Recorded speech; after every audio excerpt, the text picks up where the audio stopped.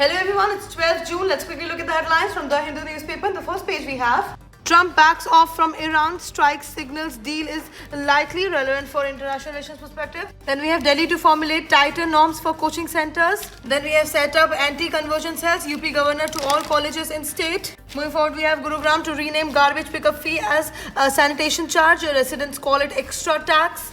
Then we have efforts on to contain Nipah outbreak, Kerala Minister. Then we have Supreme Court agrees to hear plea against Natarajan's rejection today. Moving forward, we have when hope and desperation collide with over 28 lakh youth applying for little over 32,000 constable rank position in Uttar Pradesh. Again, relevant for employment perspective.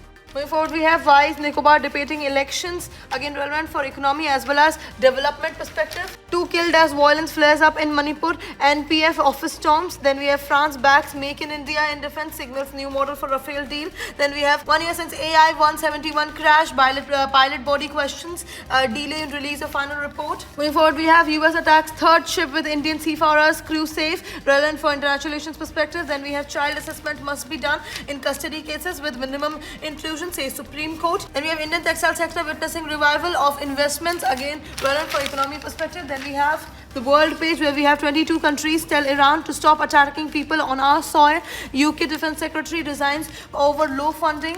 India likely to be invited to join Hormuz Security Initiative. Police blast water cannons at Belfast. Protesters as unrest flares up after stabbing. All these things are relevant for international relations perspective. And that is it for today. Thank you for watching.